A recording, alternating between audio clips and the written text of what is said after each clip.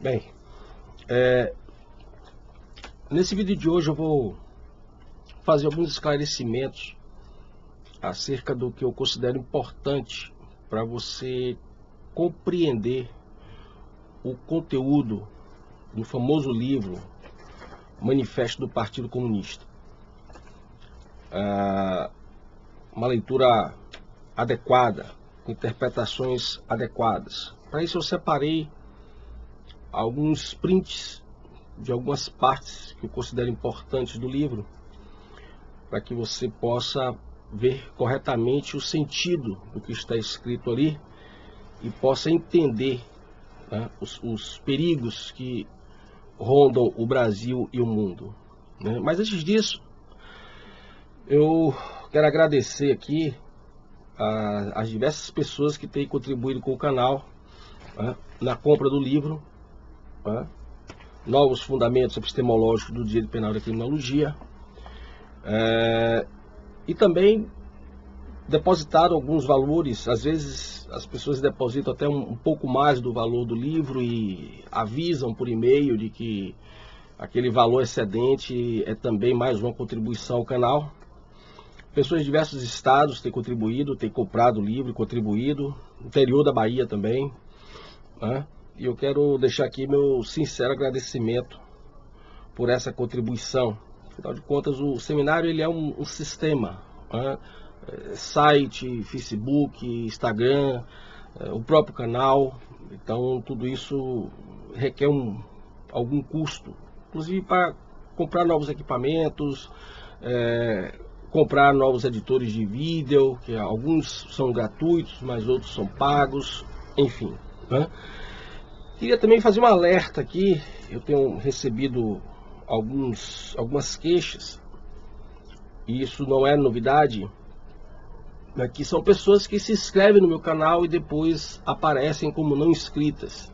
Pessoas que se inscrevem no meu canal e o YouTube não encaminha para o e-mail da pessoa a sinalização de que eu lancei um vídeo novo. Pessoas também que dão like e que depois esse like desaparece, né? Essas observações, elas têm sido recorrentes e eu peço a você que tenha um pouco mais de cuidado e atenção com isso. A inscrição no canal é algo fundamental, e também o like. É importante que você dê o seu like. Isso ajuda a subir o vídeo e aumentar a visualização do vídeo e do canal, né? Porque apesar do canal, o Seminário Crítica e Crise, ainda ser um canal modesto, mas por isso mesmo é mais fácil para mim analisar, né, verificar as oscilações de inscrição. Nesses últimos 2 dias, por exemplo, desapareceram das inscrições mais ou menos 10 ou 15 pessoas. Isso não é normal. É normal que uma pessoa se inscreva e não queira mais ficar inscrita. Mas essas ondas, né, de não inscritos que estão, depois deixam de estar, essas ondas muito, digamos assim, mais evidentes, mais ressaltadas, elas não são normais, né? Essas oscilações, elas se dão de forma muito suave. 1, 2, entram 5, sai 2, mas de repente eu lanço certos vídeos com certas polêmicas. Comumente o YouTube tem bloqueado a monetização dos meus vídeos, geralmente os vídeos, inclusive os que dão mais visualizações, né? Vídeos que estão bem acima de 2.000, 3.000, 5.000, às vezes quase 10.000 visualizações, o YouTube ele simplesmente cancela a monetização. E eu vou lá, entro com requerimento, eles alegam que o conteúdo não é interessante para os anunciantes. Aí eu vou lá, faço o meu recurso, reivindico que eles reavaliem, aí depois eles reavaliam e colocam de novo. Mas nesse espaço de tempo eu já vou perder muita coisa, né? Então eu peço a vocês que tenham esse cuidado, né? Vocês que gostam do meu canal, que prestem atenção quanto às inscrições e quanto aos likes. Não deixe de dar seu like, né? Tanto em comentários, mas principalmente no like, no próprio vídeo. Não deixe de dar o seu like, porque isso contribui muito para a evolução do canal, né? Eu quero solicitar também às pessoas que estão comprando o livro, que evidentemente estão lendo, que retornem, se possível, através do e-mail do seminário, que está sempre na descrição do vídeo, seminário.criticaecrise@gmail.com, que retornem com comentários a respeito do livro, sempre com críticas construtivas, mesmo que não goste, pode fazer seu comentário, porque eu estou escrevendo mais 2 livros. Esse livro, esse é o meu 3º livro, mas ele é a abertura, ele é o portão de entrada para essa discussão mais sofisticada sobre a teoria revolucionária. Aqui eu faço uma introdução tanto no universo da filosofia jurídica e do direito propriamente dito, mas eu estou escrevendo um mais específico sobre o ativismo judicial, né? Essa ideia da revolução dentro do direito de maneira mais específica. Afinal de contas, ativismo, né? Ativismo é o novo apelido que foi dado à palavra revolução. Onde você lê ativista, leia-se revolucionário. Onde você lê ativismo de alguma coisa, leia-se revolução de alguma coisa. E depois estou escrevendo um também, em paralelo, só sobre um pouco aí de uma genealogia, né, das teorias revolucionárias, né? Porque é uma coisa que eu tenho me dedicado há muito tempo de leitura e estudo, e eu tenho observado que às vezes as pessoas fazem algumas interpretações equivocadas. E foi até um conselho dado por um seguidor, né? Ele tem um seguidor que em um determinado vídeo, eu não me lembro agora qual, que ele fala: professor, por que o senhor não escreve um livro sobre teoria revolucionária? E eu digo: poxa, que ideia bacana, realmente não tinha pensado nisso. E aí eu botei essa ideia em prática quando eu já estava escrevendo esse meu 3º livro, Direito Penal, Novos Fundamentos Epistemológicos do Direito Penal e da Criminologia. Aqui é uma introdução para os 2 livros que, como eu disse, que eu estou escrevendo. Tá certo? Então, muito obrigado aí por toda essa colaboração, por toda essa assistência, por divulgarem meus vídeos, por estarem fazendo sempre comentários elogiosos, não no sentido de envaidecer, mas no sentido de incentivar o meu trabalho. Quando você não gostar também você fala. Tem muita gente que manda também para mim informações, links de artigos, links de vídeo. Então isso também é muito importante. Eu sou um estudioso, então quando você contribui também com o meu aprendizado, assim como eu espero estar contribuindo com o seu, isso para mim também é muito importante. Eu não conheço todas as fontes, não conheço tudo de tudo, então o pesquisador, o estudioso é aquele sujeito garimpeiro, né? Ele está sempre garimpando conhecimento, procurando uma pepitazinha aqui, outra pepitazinha ali, até poder criar algum conhecimento mais sólido. Muito bem. Vamos agora então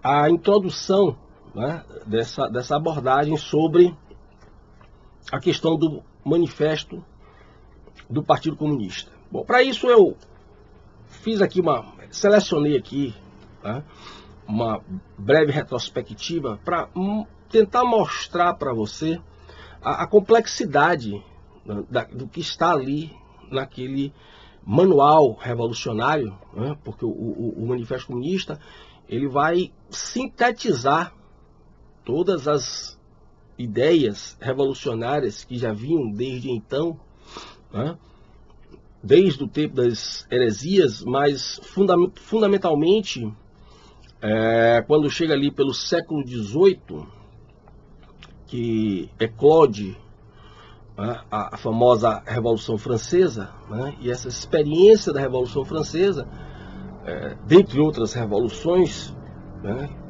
que aconteceram no período moderno na Europa, mas particularmente a Revolução Francesa ela é o auge, digamos assim, né, da aplicação de determinadas técnicas, teorias, experiências sobre revolução, né?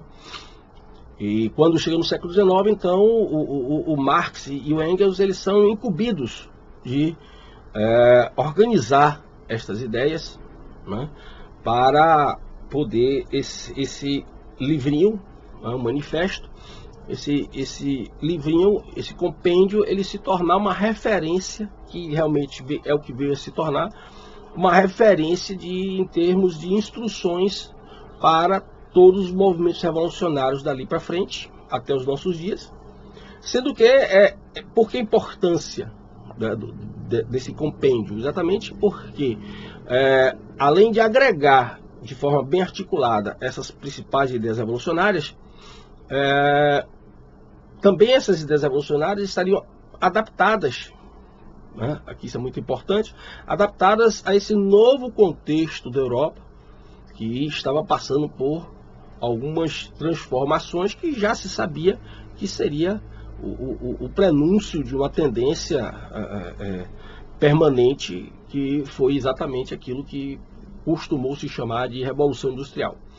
Então, a partir daí, essas ideias adaptadas, compendiadas e adaptadas, elas vão servir de manual de orientação e de lá para cá sempre readaptadas a novos contextos históricos, como foi uma recomendação do próprio Marx e do próprio Engels nos prefácios do Manifesto Comunista.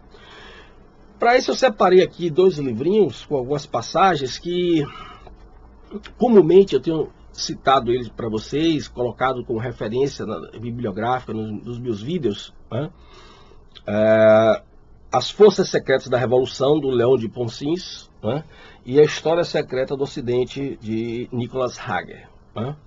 Eu tenho sempre recomendado a leitura desses 2 livros, é fundamental para quem quer realmente entender o que se passa, o que está se passando, né? Ler pelo menos esses 2 livros, porque aqui você tem uma visão bem madura, bem sofisticada, bem fundamentada, sobre tudo que veio acontecendo de séculos e séculos atrás, até que isso foi amadurecendo, tomando cada vez mais corpo e práticas revolucionárias cada vez mais generalizadas, né? Esse livro do Léon Ponsins, assim como também o Nicholas Hager, também são abordagens semelhantes, apesar de que em alguns momentos eles seguem caminhos diferentes, não contraditórios, mas diferentes. Por isso que eu recomendo a leitura dos 2 livros, porque esses 2 livros eles se completam. Ele vai enriquecer o seu conhecimento, porque você vai ficar com uma visão mais profunda e mais sofisticada sobre o problema da Revolução. Mas o Léon Ponsins, como eu estava dizendo, ele trabalha exatamente com a ideia do movimento maçônico, né? E ele faz um apanhado extremamente importante, né? Articulando inclusive o movimento judaico, né? E o movimento maçônico, né? E aí eu separei alguns tópicos, como eu disse, só para que você tenha noção do que, um guia para que você tenha uma noção, né, do que realmente estamos tratando, né? Aqui na página 30 do livro, o Léon Ponsins fala o seguinte, né? Abre aspas. O plano maçônico foi o seguinte: é preciso destruir a civilização cristã no mundo. O ataque deve começar pela França, que é sua representante mais poderosa. É preciso aniquilar o que constitui a sua força, a monarquia e o catolicismo. Privada dessas bases, a ordem social ficará indefesa. Será possível abolir a hierarquia, a disciplina, a família, a propriedade privada e a moral. Então, Léon Ponsins ele vai citando, inclusive, trechos de documentos maçônicos, cartas entre os grandes maçons, etc., etc., que foram sendo descobertas, e todo o trabalho dele aqui é fundamentado em documentos maçônicos, né? Diga-se de passagem, né? Então ele vai dizer mais adiante, né, citando também outros maçons, né? O essencial é dizer às massas a frase exata, sonora e cheia de belas promessas. Pode-se depois fazer o contrário do que se promete, que não terá mais nenhuma importância.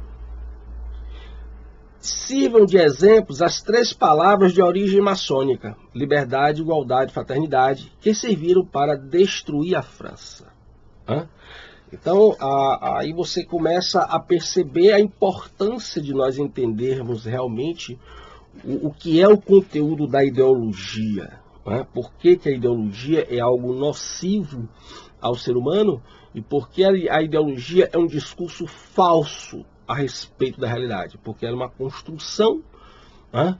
É um argumento construído de forma não a constatar a realidade, tal como é o objetivo da ciência. A ideologia ela visa alcançar uma finalidade política, e tudo pode ser feito, inclusive através do discurso, e principalmente ele, para que esse objetivo político seja alcançado. Então a mentira, o falseamento das informações, inclusive históricas, faz parte essencial do discurso ideológico para que seja necessário alcançar, para que se crie possibilidades para alcançar esse objetivo político. Muito bem. Aqui mais adiante, na página 52, ele diz: a religião era a poderosa arma da família, da moral, da propriedade, da pátria e do Estado. Pela escola, pelo jornal, pelo romance popular e pelo cinema, o espírito dissolvente dos filósofos racionalistas do século XVIII foi penetrando nas camadas mais profundas da nação. Então você observe que o projeto é o mesmo. Tem outros livros, outros autores que trabalham especificamente essa questão de como eles foram trabalhando através de jornaizinhos, através de discursos em praça pública, debates em locais de cervejarias, por exemplo, como eles foram pouco a pouco fomentando e criando polêmicas, suscitando as ideias revolucionárias que vieram em um determinado momento a desaguar no genocídio que caracterizou a Revolução Francesa, dentre outras revoluções, e que aqui no Brasil, como eu já disse, é algo extremamente elogiado, com certeza por falta de conhecimento. As congregações e a igreja, se referindo à Igreja Católica, não os ameaçam somente por sua atividade, mas também por sua propagação da fé. Não temais as batalhas que vos foram oferecidas, marchai. Isto é uma carta escrita por um maçom, um discurso, inclusive, de 1901. E, se vos encontrardes em face dessa religião divina, que poetiza o sofrimento, prometendo reparações futuras, oponde-lhe a religião da humanidade, que também poetiza a dor, oferecendo-lhe como recompensa a felicidade das gerações, ou seja, a felicidade do aqui e agora. Ou seja, você sai daquele mundo transcendental da religião cristã. Isso é importante. Isso é importante porque, quando eles falam de religião, o próprio Marx e Engels, quando eles falam de religião no Manifesto Comunista, eu sempre saliento isso. Essa religião, ela tem nome. Essa religião é cristianismo. Porque o projeto, inclusive, é um projeto. Esse projeto luciférico, ele visa exatamente destruir o cristianismo, destruir as religiões, destruir inclusive o ateísmo. O ateísmo hoje é um instrumento importante para destruir as religiões e principalmente o cristianismo, que é o principal alvo de toda essa teoria revolucionária luciférica, mas o objetivo de desbancar o cristianismo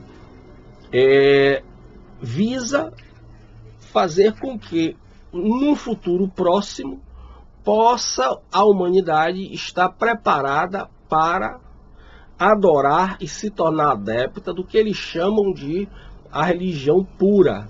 O que é esta religião pura? Uma adoração a Lúcifer. Então, para o ateísta, Para o pessoal que fica aí brigando entre os cristãos, quem tem mais a verdade, quem é isso, quem é aquilo, né? Eu sempre chamo a atenção para ter cuidado, porque você pode estar muito equivocado ao entrar nesses conflitos, talvez de boa fé, né? Mas sendo uma peça nesse xadrez para exatamente minar e derrubar o cristianismo, enfraquecendo a sua força e a sua união por dentro, né? Muito bem. Não podendo, observe essa página aqui, né? Página 92.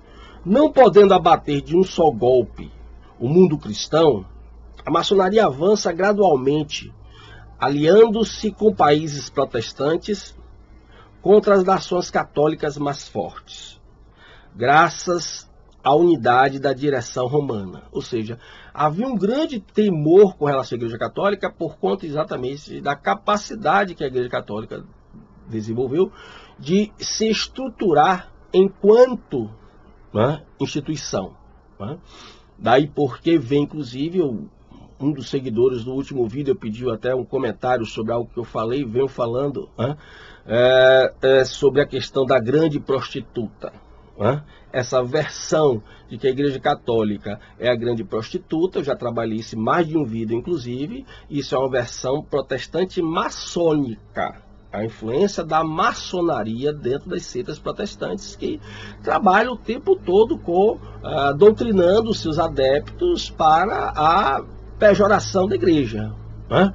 Eu acredito que existem cristãos de sentimento puro, de boa fé, tanto entre católicos quanto entre protestantes, mas é preciso que tanto católicos quanto protestantes estejam acordados, como eu disse, para esse cisma que vem sendo criado entre as duas igrejas, e isto não é coisa de Deus.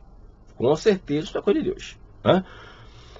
Criar cisma, criar discórdia entre cristãos, instigar cristãos a ficarem disputando quem tem o melhor entendimento da Bíblia, etc, etc.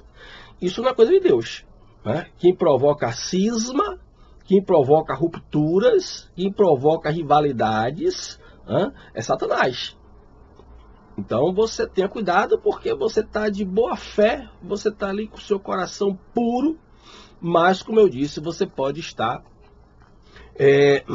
sendo uma peça neste xadrez revolucionário, mesmo sem você saber. E por que eles não tinham tanto receio, né, das igrejas protestantes? Exatamente porque elas foram criadas a partir de denominações diferentes. Existem hoje órgãos, entidades que agregam estas igrejas, mas elas nunca chegaram, ou talvez até por interesse mesmo, nunca chegaram a ter o nível de doutrina única, de organização única, né? Essa constelação unificada que teve a Igreja Católica. E essa constelação unificada da Igreja Católica, que de fato deu muito poder à Igreja, porque ela pôde uniformizar a sua doutrina e expandir essa doutrina uniformizada, isso era um temor para a maçonaria e para todas as ordens anticristãs luciféricas que vinham trabalhando para destruir a civilização ocidental de base cristã, né? Então, por isso eles não temiam tanto as igrejas protestantes. Por isso que o alvo principal era a Igreja Católica. E aí no final aqui ele diz, né, falando aqui da unidade da direção romana, né, aí ele continua: vencida a Igreja Romana, a seita se voltará contra os aliados da véspera. Ou seja, vencida a Igreja Romana, a seita, maçonaria juntamente com os Illuminates, se voltam exatamente para atacar quem? O protestantismo. Porque uma vez que você derrubou aquele que tem a organização mais forte, você teria mais facilidade para derrubar aquele que tem uma organização mais frágil. Veja que eu não estou falando de fé, estou falando de organização institucional. Então, se você prestar atenção no Apocalipse, em rápida resposta ao que foi me colocado no último vídeo, se você prestar atenção no Apocalipse, a grande prostituta, dentre outras características, ela domina todas as nações. O Apocalipse, eu venho estudando Apocalipse há muitos anos. As pessoas me colocam aí especialidades que eu não me atribuo. Eu sou estudioso. Eu venho estudando Apocalipse há muitos anos. O Apocalipse é um livro muito complexo. E virou moda agora você ler a Bíblia como livro de autoajuda, citando frases com força de um poder imediato. Não é bem assim. O livro Apocalipse, particularmente, ele tem uma complexidade muito grande. Mas algumas passagens são muito claras. Então a grande prostituta, ela domina todas as nações. A Igreja Católica nunca dominou todas as nações. A Igreja Católica nunca dominou nem metade do planeta. Não confunda, é por isso que eu sempre recomendo, já recomendei em outros vídeos meus, livros para você estudar a Igreja Católica. Você não quer ser católico, você quer ser protestante, você quer ser budista, seja o que você quiser, até ateu. A nossa Constituição lhe dá todo direito. Mas outra coisa é você falar do que não sabe. É diferente. Então você precisa ler bons livros sobre a história da Igreja Católica para você entender sobre o assunto e poder compreender melhor o que está se passando hoje. E a partir daí você emitir opiniões mais sólidas, mais maduras, seja ela qual for a sua opinião. Então é preciso que você entenda e não confunda.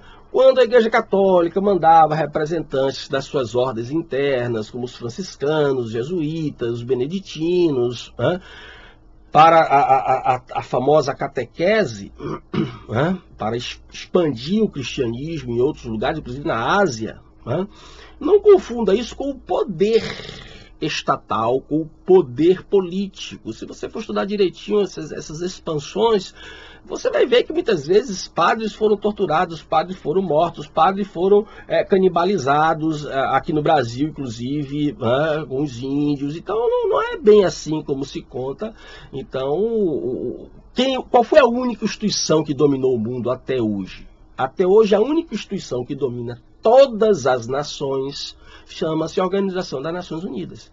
E é exatamente ela que, se você prestar atenção, através do novo discurso da nova ética mundial, do novo discurso da nova filosofia da nova ética mundial, que vem espalhando o vinho do pecado, o vinho da tentação, o vinho do anticristianismo. Então preste atenção nas coisas que você está lendo, tanto na Bíblia, quanto nos livros, quanto que eu estou falando, para que você tenha um entendimento melhor sobre as questões. Volto a dizer, tenha você a fé que você quiser ter. Se não quiser ter nenhuma também, é um direito seu, problema seu, mas não fique por aí sendo peça fácil dessas estratégias revolucionárias, e também terminando por contribuir para o anticristianismo, que eu sei que na maioria das vezes não é essa a sua intenção, só estou alertando para a manipulação. Muito bem. E aqui na página 97, o Leo Ponsin, ele elenca, baseado também em documentos maçônicos, ele elenca 6 tópicos, que corresponderiam às 6 pontas da estrela cabalística, o religioso, o moral, o estético, o social, o industrial e financeiro e o político. No religioso, destruir e desacreditar toda a fé cristã, pela filosofia, pelo misticismo e pela ciência empírica. Moral, o segundo ponto. Corromper a moralidade das raças ocidentais por infiltração da moralidade oriental. Enfraquecer os laços do matrimônio, destruir a vida familiar, abolir as sucessões e até os nomes de família. Estético. Culto à fealdade. Culto ao que seria o feio. Observe que tem toda uma discussão, desde os gregos, dos romanos, sobre o que é o belo e tal, aquela coisa toda. E não por acaso você vê a arte, as artes de um modo geral agora, cultuando tudo aquilo que deprecia o belo no ser humano, não só em questões estéticas, físicas, mas também estéticas no sentido também espiritual e moral, né? O cinema, tudo vem com um ar de distorção que, quando está associado ao belo propriamente dito, ou que temos como padrão do belo, vem encharcado de características de sedução sexual. Preste bem atenção nisso. Social, abolição da aristocracia, criação da plutocracia, tornar a riqueza a única distinção social. Criar revolta nos cérebros proletários, pela vulgaridade, pela corrupção, pela inveja, dando origem ao ódio de classe. Industrial financeiro, destruiu o ideal do artífice, vulgarizando a centralização, preparando a abolição da propriedade particular e o socialismo de Estado. Político, aniquilar o patriotismo e o orgulho de raça, que sempre esteve ligado à ideia de território, muitas vezes distorcidas com ideias de superioridade e inferioridade, mas essa ideia de pertencimento sempre esteve ligada à raça, território, etnia, território, pátria. Aqui no livro de Nicholas Hagen, volto a citar, inclusive, um trecho que eu já citei em outros vídeos.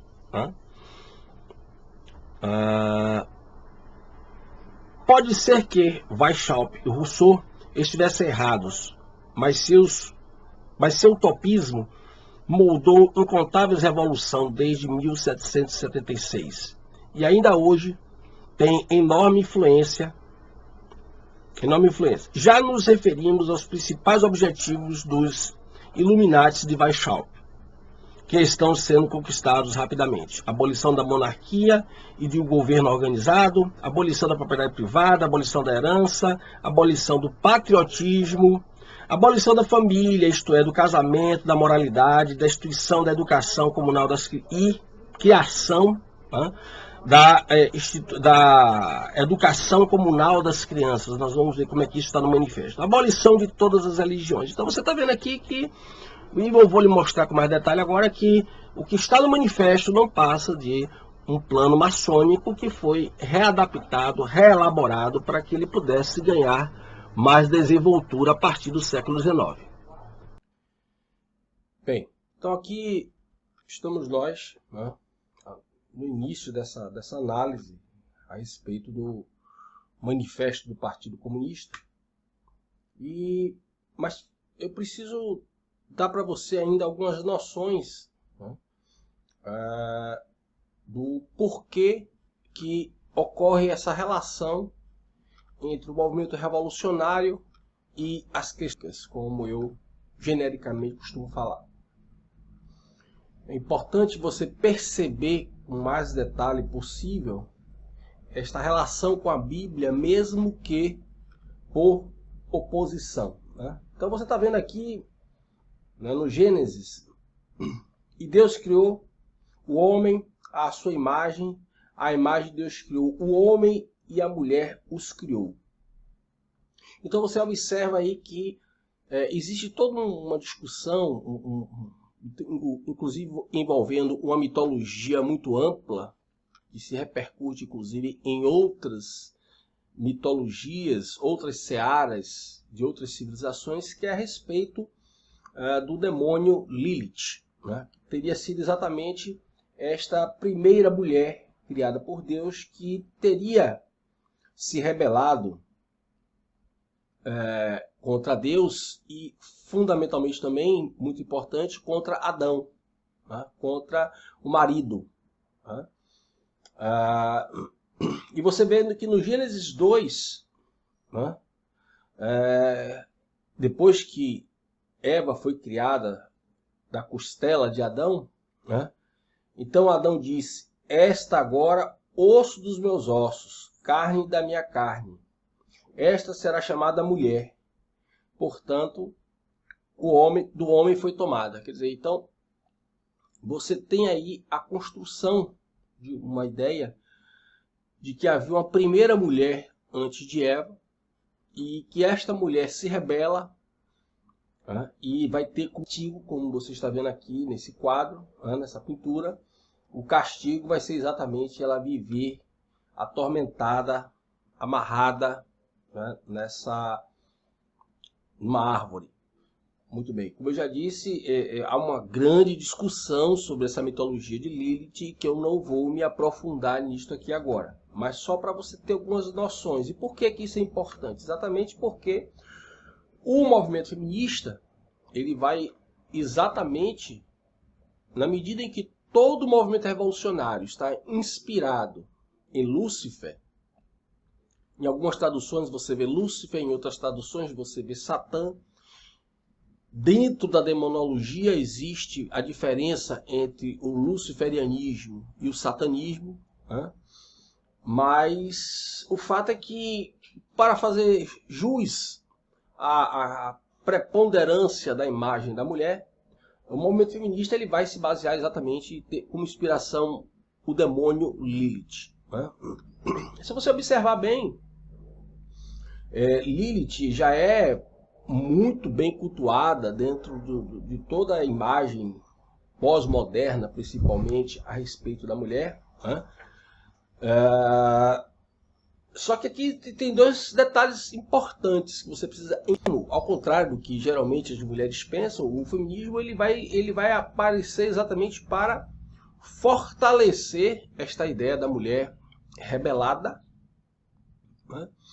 E também esse afastamento, esse distanciamento, né, da imagem da mulher Maria, né, Maria, mãe de Jesus, né, aquela imagem da mulher imaculada, da mulher pura, né. Por isso que você ouve tantas críticas hoje quando se faz uso da expressão, né, recatada e do lar. Exatamente porque, para o movimento feminista, a mulher não pode se aproximar da imagem desta mulher recatada e do lar. Ela tem que se aproximar o mais possível da imagem e do ser mesmo demoníaco. Então daí porque o pessoal fala muito assim, feminismo radical, tal, não é bem assim. O verdadeiro feminismo, na verdade, aquele que leva as teorias feministas às suas últimas consequências, né? É exatamente isso que se apelida, como se fosse exceção, o tal do feminismo radical, né?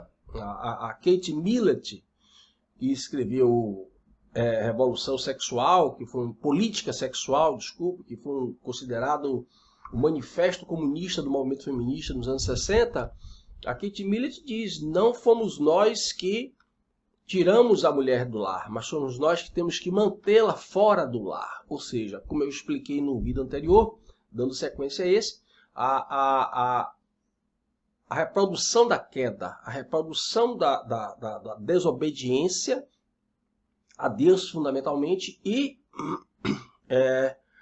a expulsão do paraíso. O lar como um microcosmo do paraíso. Então, para o feminismo, essa mulher ela tem que ser traidora, ela tem que ser rebelde, ela tem que, se possível até, se aproximar muito, como você está vendo aqui, de uma mulher no sentido mesmo demoníaco. E durante os anos 60 e 70, você vai ter muitas revistas, livros, homenageando Lilith.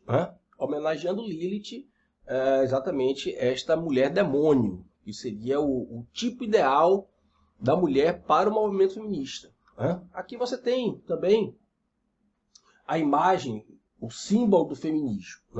O símbolo do feminismo é fundamentalmente um símbolo satânico. Eu acho que você já deve ter percebido que aqui nós temos uma cruz invertida. E esse símbolo do punho fechado, ele na verdade é um símbolo que representa Satanás ou Lúcifer. Passa a ser, principalmente a partir do século XVIII, o símbolo exatamente luciférico, satânico, o símbolo da revolução, o símbolo do rebelar-se. As pessoas aqui no Brasil costumam citar os autores meio sem saber exatamente o que significa. Então, quando o próprio Rousseau usa a famosa frase todo o poder vem do povo, essa é uma expressão satânica. Né? Todo o poder vem do povo porque não vem mais de Deus. Né? É uma rebeldia contra o poder de Deus. Então as pessoas... E esse símbolo também aqui, né? Esse símbolo também do empoderamento. Eu acho que vocês devem ter percebido. Isso aqui é uma expressão fálica. Né? Isso aqui representa um pênis. Ou seja, a mulher empoderada, né? Que hoje o termo empoderamento ele é utilizado de uma forma mais ampla. O termo empoderamento ele surge nos anos 60, significando o direito da mulher abortar. Depois esse discurso ele vai se tornar mais amplo. E hoje empoderamento cabe para muita coisa. Mas essa expressão aqui, esse símbolo aqui, é um símbolo fálico. Ou seja, a mulher que perde aquela característica de docilidade. Né? A mulher dócil seria uma mulher sinônimo de uma mulher submissa. A mulher tem que ter uma boa dose de agressividade, tal como o poder masculino, para que ela se rebelasse através, inclusive, como você está vendo aqui, através da violência. Isso é muito importante que você preste atenção nessas minhas palavras. Aqui nós temos uma passagem rápida do livro de Bakunin, Deus e o Estado, né? Onde há mais uma flagrante dedicatória, né, que os revolucionários fazem ao seu grande ícone, que é Lúcifer. Em algumas traduções você vai ver também Satã. Né? E eis que chega o eterno revoltado, o primeiro livre pensador e emancipador de mundos. Ele faz o homem se envergonhar da sua ignorância, da sua obediência bestial. Então veja bem que o homem obediente ao quê? Obediente a Deus, os revolucionários, é um ser bestial, né? É um indivíduo apático. E essas ideias, inclusive, não começam no século XIX, como está lá presente em Bakunin. Né? Desde o século XVIII, o próprio iluminismo já tratava o cristianismo como uma religião primitiva. Se você se autodenominasse ou fosse realmente cristão, você era considerado um indivíduo inculto, um indivíduo incapacitado de compreender o mundo através da autonomia da razão. Ele o emancipa, imprime em sua fronte, veja, a marca da liberdade e da humanidade, levando-o a desobedecer e a provar do fruto da ciência. Ciência é essa que supostamente daria ao homem a mais completa independência, né, com relação ao poder de Deus. Né? Muito bem. Então nós temos aqui a figura do Marx, né, a figura do Engels, né, e temos aqui 3 livros importantes. Né? O Manifesto Comunista. Deixa eu passar aqui. O Manifesto Comunista. Né?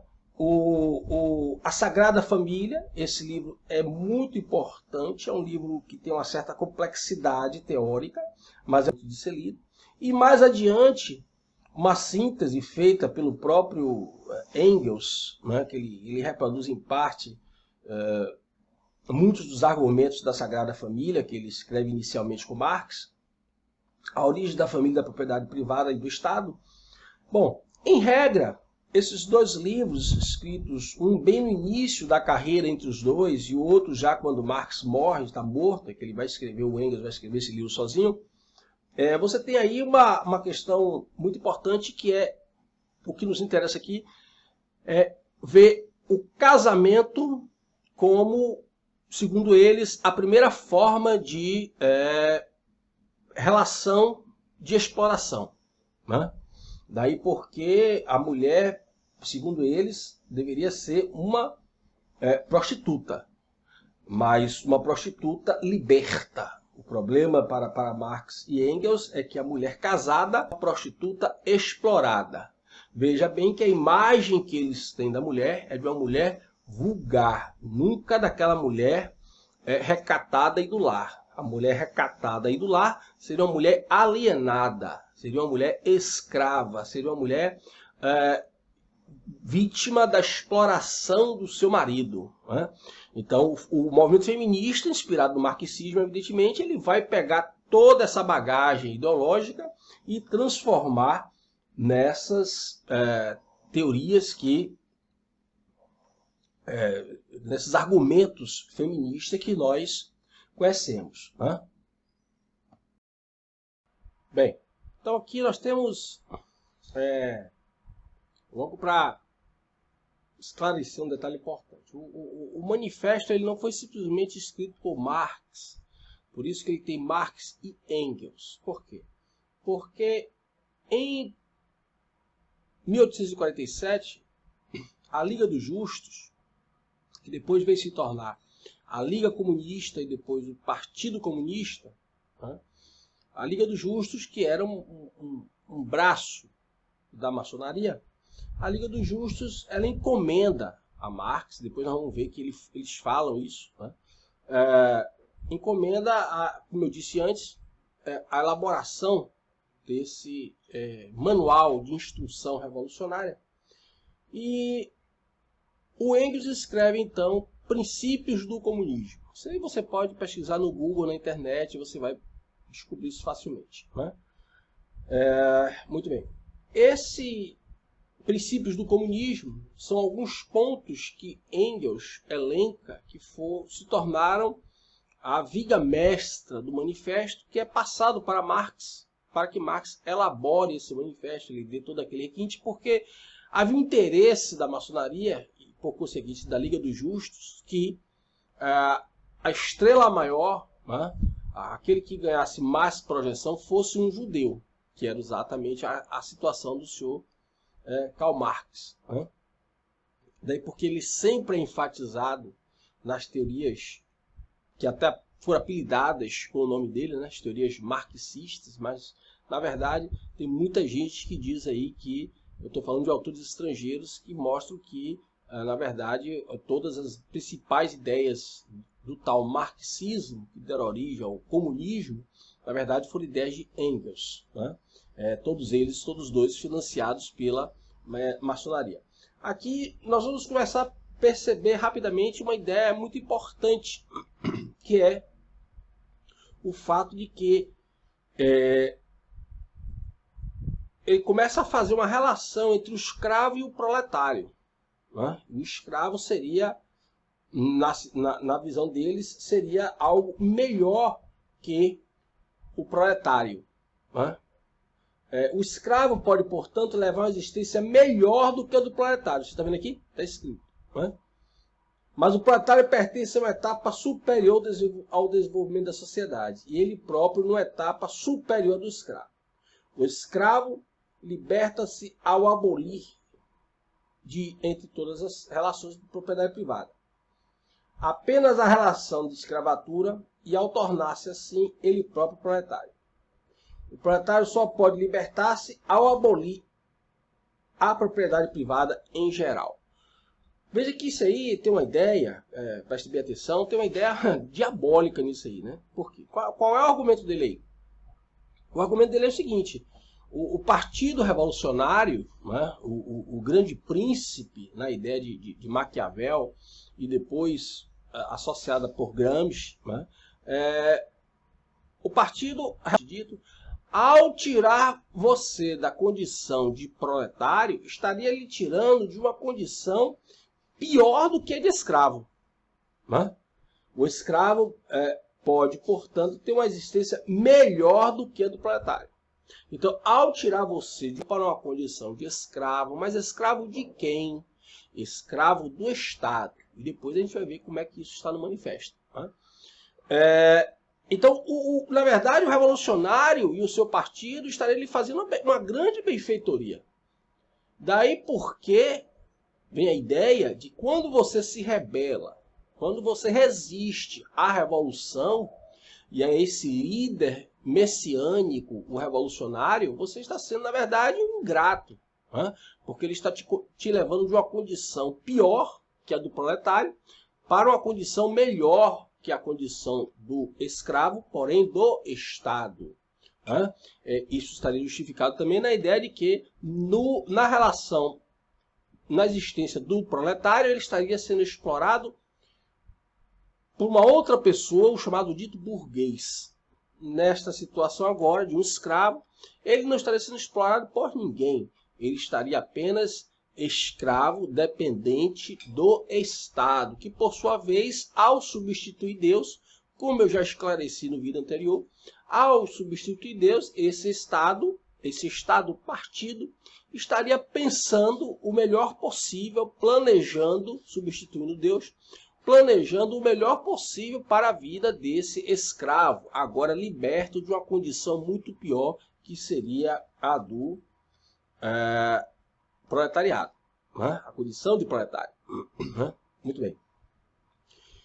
Eu vou interromper aqui esse segundo vídeo, né? E logo em seguida eu estarei já preparando o terceiro vídeo, a terceira parte, aonde eu vou concluir de fato essa abordagem sobre o Manifesto Comunista, adentrando exatamente nas questões ligadas ao manifesto. Porém, você já tem noções básicas muito importantes para você entender que o movimento socialista, com todas as suas vertentes, particularmente a vertente comunista, é um movimento luciférico, é um movimento anti-Deus, anti-Bíblia, anticristão. Então, você que se diz cristão de muito boa fé, você não pode jamais reverenciar ideologias que têm no vermelho um símbolo também luciférico. O vermelho dos partidos comunistas, né? O vermelho é uma oferenda. O vermelho significa uma oferenda a Lúcifer ou a Satanás do sangue do inimigo. O vermelho significa o sangue, né? Então, por isso que todo partido comunista ele tem o vermelho e a cruz de Bafomé como um dos seus principais símbolos, tá bom? Então, aguarde só mais um pouquinho que logo logo eu estarei publicando a terceira parte e a parte final desta nossa abordagem. Muito obrigado pela sua atenção.